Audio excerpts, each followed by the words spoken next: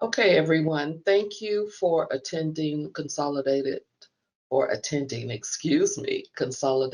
Credit's monthly webinar.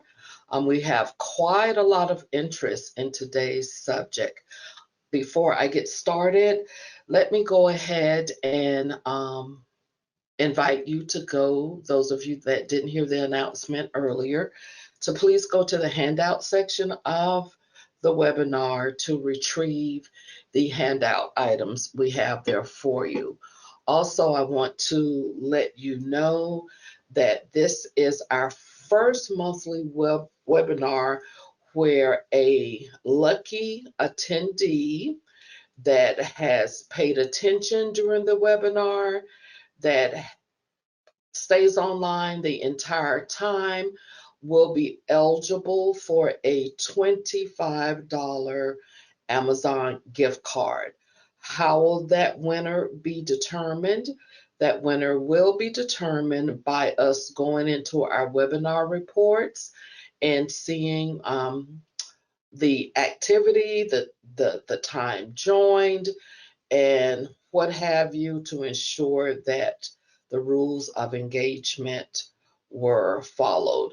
So if you know someone that's interested in our monthly webinars, let them know that with 2022, the ending of this year, 2021, we are not only going to provide you with what we believe is valuable information, but we are also going to gift you something for attending the webinar. So with that being said, it is now 4 minutes after. We did have some people that joined early. Thank you, thank you, thank you for that.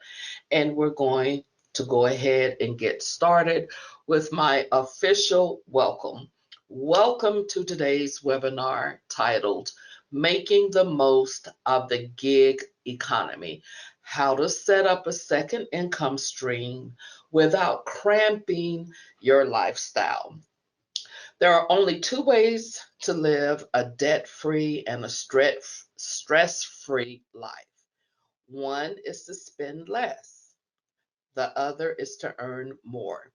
Usually, we tell you all about ways to save money you already have. Today, let's talk about bringing in a little extra without using up all your free time. After all, you work so you can enjoy the rest of your life. Working a little extra without a whole lot of extra work means one thing: dipping your toe into what we call the gig economy. So you may ask, what exactly is the gig economy? It's hard to say since there's no official definition, but typically when someone mentions the gig economy, they're really talking about what's missing, and that is full-time employment. That includes part-timers, contractors, freelancers, and entrepreneurs. What's the difference among all those? Just like the term gig economy, it's hard to say, but let's give you some basic definitions. Part-timers can work as little as a few hours a week and as many as 34 by law. After that, you must be hired full-time. Part-timers work for one place on a regular schedule and can receive limited benefits. Independent contractors and freelancers are descriptions that are often used interchangeably, but one handy definition is that contractors indeed have a contract, whether it's for one project for 1 week or a bunch of work over an entire year. They're guaranteed to get paid from a single employer. Freelancers also work by the project, but it can be a much less formal agreement, and they can work for many different clients all at once. Entrepreneurs cover everything from, say, a teen starting a lawn service to a mom starting a babysitting service, to a tech guru launching the next Amazon or Google. Whatever they do and however they do it, these gig economy jobs have become very popular. How popular? In 2005, the federal government did a study and concluded that the gig economy accounted for roughly 2 to 4% of all workers. Today, it's well over a third. A total of 35% of all workers in this country are making money by not working in traditional full-time jobs. That's 57 million people, and they contribute almost $1 trillion to the economy every year. Just about 4 in 10 workers in the gig economy use it as their primary source of income.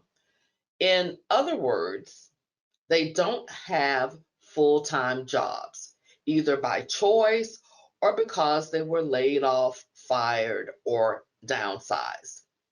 But the other 6 in 10 use the gig economy for what's called side gigs.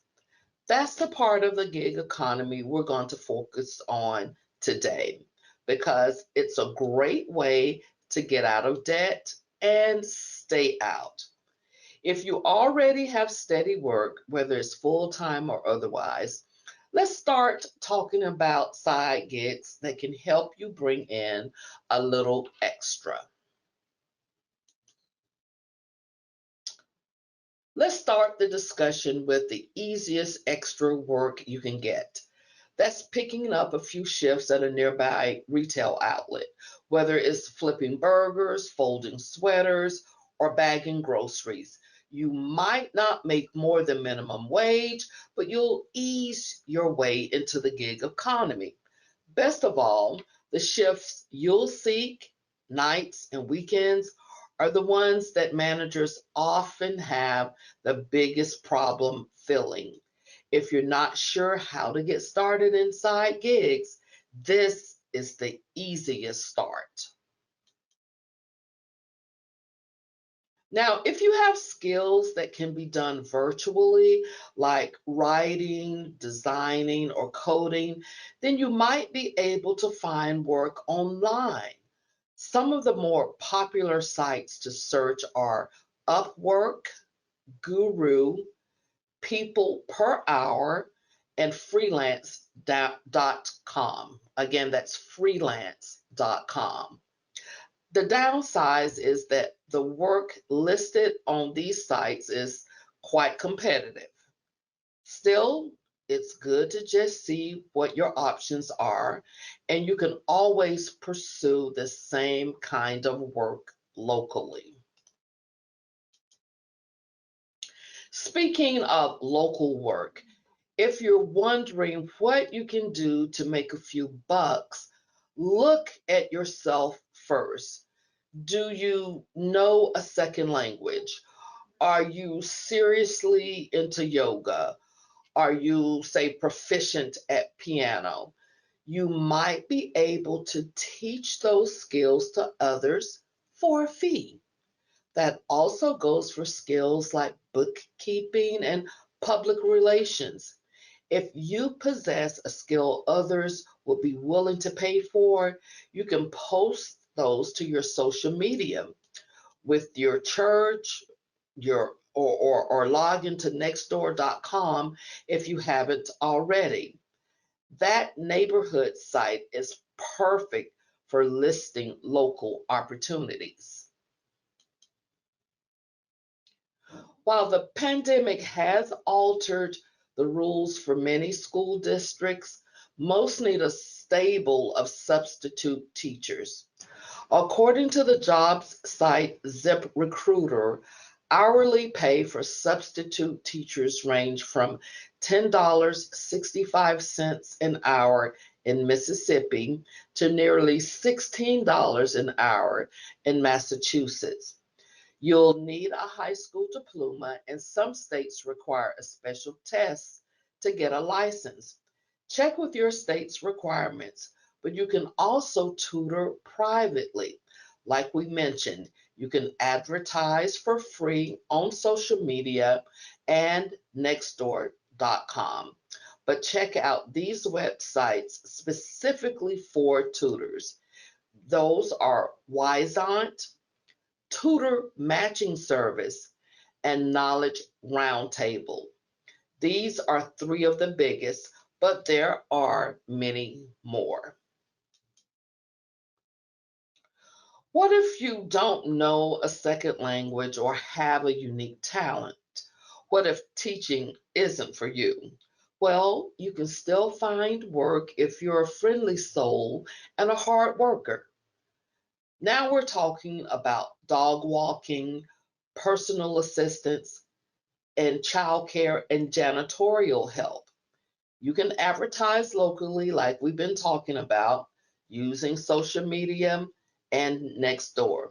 But you can also check out websites like care.com, dogwalker.com, and taskrabbit.com, among many others. You can not only list your services, they also offer helpful advice for making the most of your time and the most money. Now, let's spend a moment talking about side gigs you've probably heard of, and you might think they're an easy way to make money. First, there's Uber and Lyft. These are indeed good and legitimate side gigs, but it's not as easy as just signing up to chauffeur people or deliver food. There are minimum requirements and a screening process. So check out Uber and Lyft's websites first and read up on what you'll need to do. Same thing goes with medical billing from home. The legitimate jobs, and we'll talk about the scams in a moment, require training and testing. As for direct sales like makeup or vitamins you sell to friends and family, these are definitely harder than they look. You'll really need to study up and do some math. You will make money or end up buying a closet full of products that you can't sell. For everything I just mentioned, there are also scammers out there who want to take your money. Don't sign up for any driving services that you don't first research thoroughly. Be wary of medical billing operations that want you to pay for pricey courses up front, and avoid multi-level marketing firms that urge you to make money by signing up more sellers instead of actually selling the product. Finally, don't fall for these three scams. You can't make money taking online surveys, being a mystery shopper, or stuffing envelopes. In all those cases, you'll either have to spend money to get involved or you'll make so little it won't be worth your time. So, how can you tell the scams from the legitimate offers? Luckily, there are websites that can help. Start with the Better Business Bureau and see if the company is listed there. Search online reviews from sites like Trustpilot and consumeraffairs.com. And don't forget to check out the company's own website. If there's no about page or if it doesn't list a complete corporate history and names of its leaders, it might not pass your smell test. Think of it this way: you wouldn't spend thousands of dollars without researching the product or service you want to buy. Do the same thing with the money you want to earn. Okay, we've saved the most boring for last. Who likes talking about taxes? Well, it's important.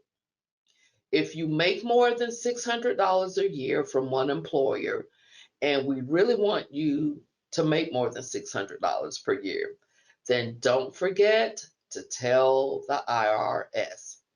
Under those circumstances, that employer should send you a 1099 form. Don't ignore it. You don't want to irk the IRS.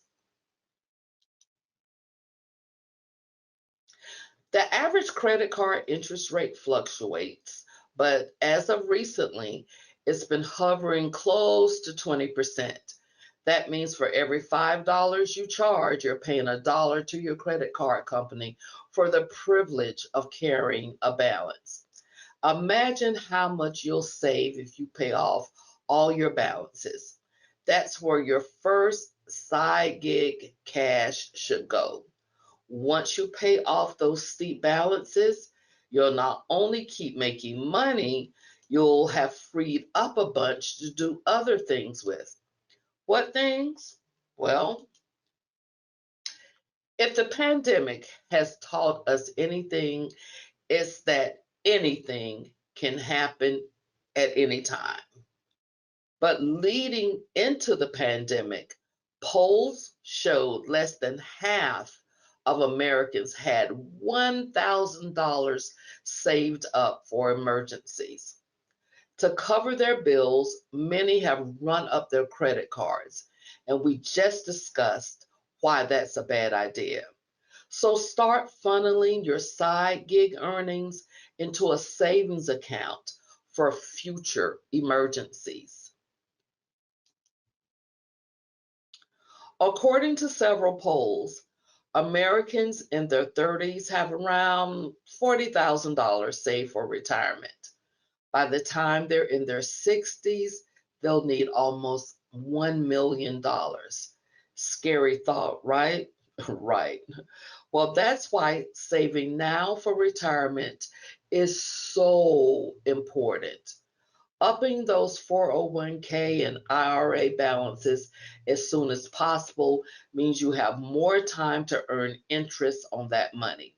So once you've paid off your credit cards and set up that emergency fund, make sure to sock away the rest into a retirement account.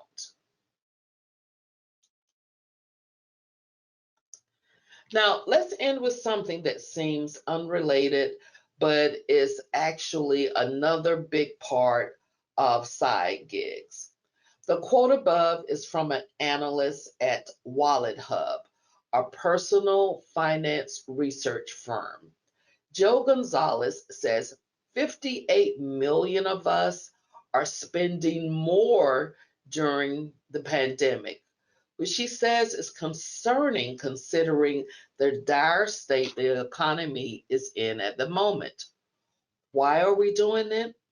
She says it's stress and boredom.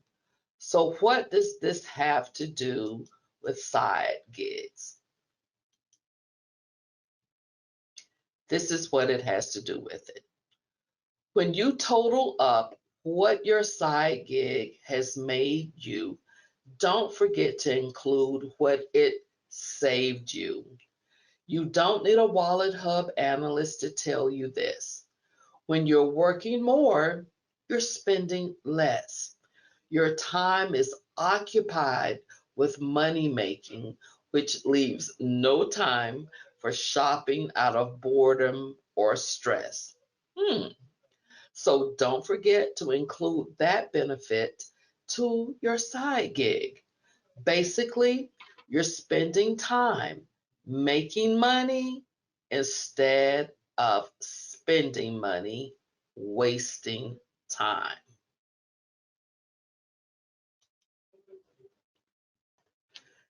So, this is the end of our presentation, but it's really just the beginning for you. If you need more advice on making money or saving it, we're here for you. Call or email us anytime. Thanks again for joining us today. And as I said, one of you will win the $25 gift card. And what we will do is pull our reports to determine um, by the scales that's used in our reporting, who paid attention, and different factors in order to randomly choose the winner for today. We will let everyone know via email who that winner was. Okay, we will send you out an email to let you know who the winner is. Again, thank you for joining us for Consolidated Credit's monthly webinar. We will have another one, same time, same place next month, and with another winner for the $25 Amazon gift card. So, with that being said, wish you all a very happy new year, a safe holiday season, and we'll speak to you again in the month of January. Thank you so much for attending, and make it a great day.